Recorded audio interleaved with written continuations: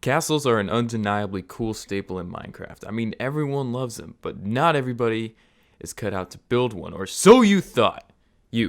That's right, you are going to be a castle building machine by the end of this video, because I'm going to show you exactly what you need to do to build yourself an illustrious, glistening castle, ripe with awe and fame. You shan't even enter, merely ponder at its glory. So I'm gonna mention this now, and y'all are gonna hate me for it, but get a shader pack and a texture pack, okay? Okay, I know lots of people don't like them, but let's be honest, they make your buildings look a lot nicer.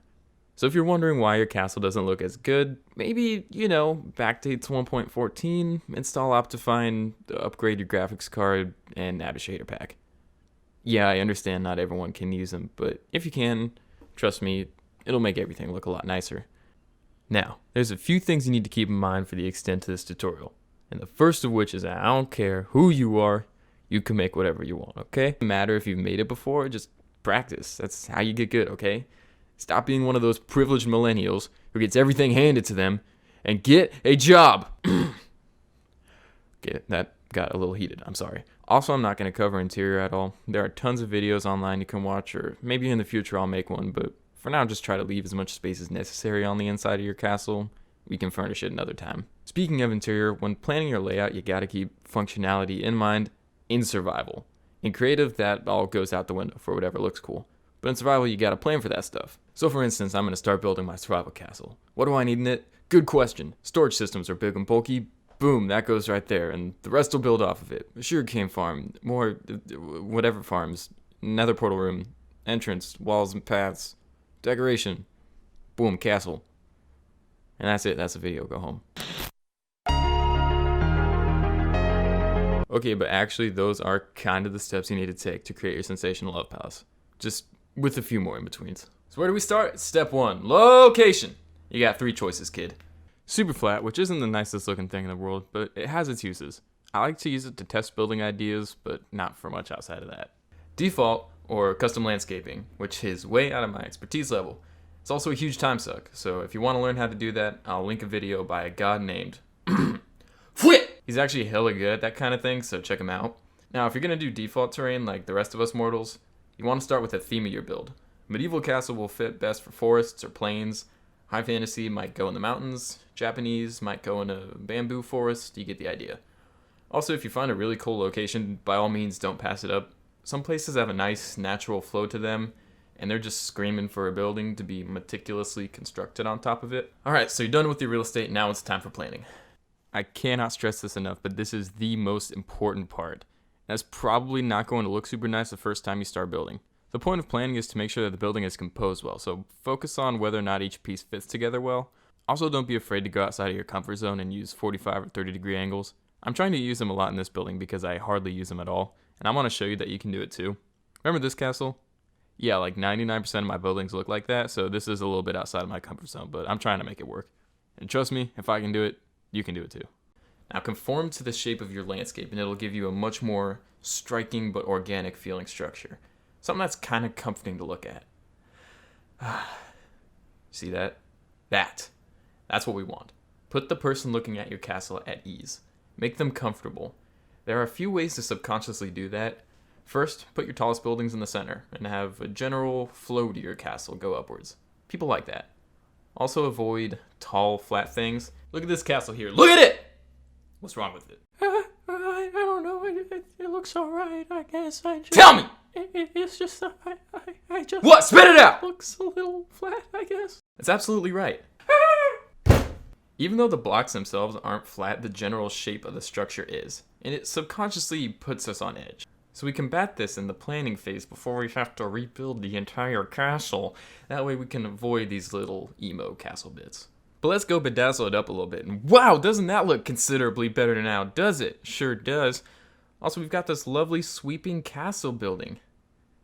Still in the planning phase though. So what's the next step? Well, hold on to your cocks because now it's the part that everybody's afraid to. It's time to... Okay, so this part's not as bad as you think. Get a block palette together. It's usually going to be pretty gray, so find something with a little color. This is going to change depending on the style of your building, but if you're a lazy, uncreative cat like me, you can always look something up. I'm going for more of a fantasy style, so I'm using white concrete, spruce wood, stone, and glowstone. Now you've got two main biggies to assassinate in this general building phase, and that's the walls and roofs. Starting with the walls, this is literally the easiest step, just fill them in with the dominant block palette. That's it. Maybe add some windows if you're feeling a little spicy. If you're making an interior, I would highly recommend doing it the same time as you fill the walls in, floor by floor. Simply put the walls and the flooring in at the same time at the first level, add some lighting, and piece of cake. Again, not going to worry too much about that right now, just kind of get the framework in, you can fill her up later. Once all the walls are in, it's time to get the roofs, baby. And the roofs are very important, so I'm going to get a little nitty gritty for a second. The main roof most people use is called a gable. You'd usually construct them with stairs to get the best appearance, but they can also be made with blocks or slabs.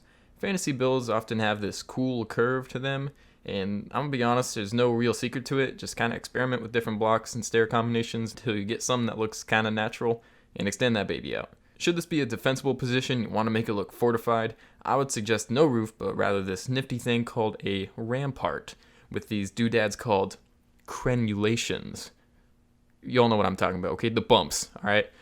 I would usually reserve these for walls and towers because they don't look super good on big structures, so put your ramparts on the outside, gables on the inside, okay? Now, same thing with the walls. A bunch of flat roofs don't really look so good, but these things called dormers exist, and they are absolutely magical because they take up a bunch of space and they look real good, so that's one less thing to worry about.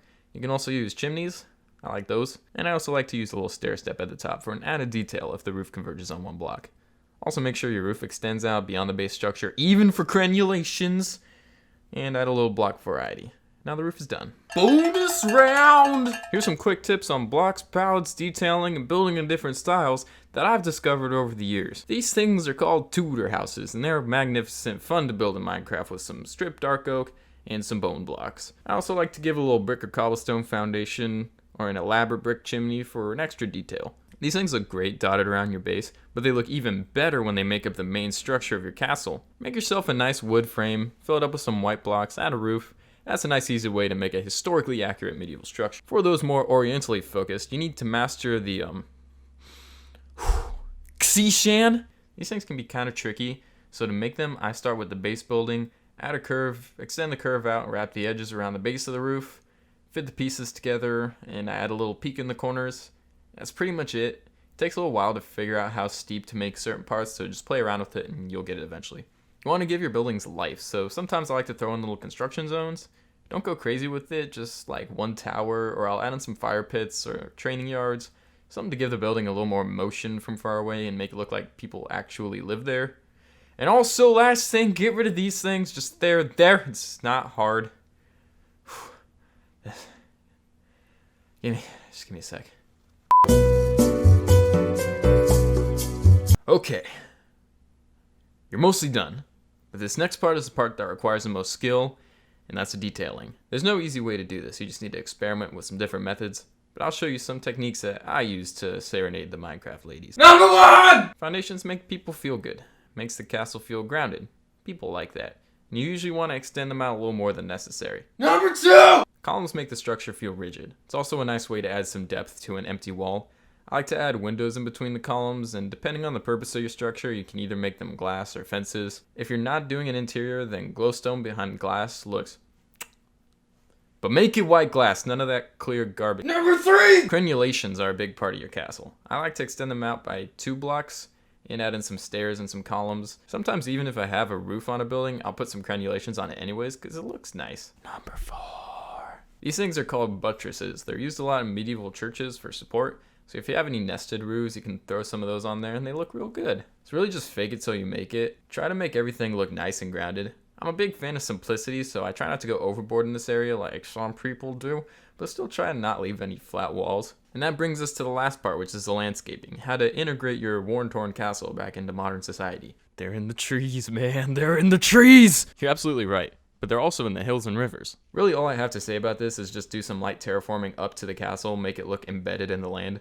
Give it some trees or some natural rivers running through it, and it will really set it into the landscape. Structurally, include whatever bridges or walkways you need to get to your place using the same steps I mentioned before. You can take it further by adding some surrounding houses and villas, which I will make a tutorial in for the future, and that's it, you're done. So this is what the finished product looks like, and you can see from looking around that I've used a lot of the techniques discussed in the video.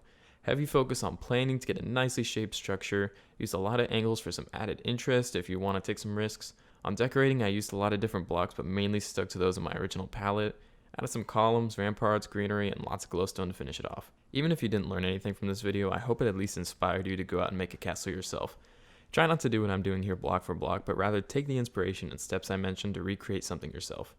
I know I left a lot of the building out, so if you guys are interested, I might post a time lapse of the entire building process of the castle. So thank you all so much for watching. I really do appreciate it. But what I want to know is, what do you struggle building? Maybe I'll come back in the future and drop another tutorial for it. As it stands right now, I can only find a handful of castle tutorials that weren't block for block, so I don't know. I just thought that the internet needed this. But thank you all so much for watching. My name is Dankiewizard, and peace out.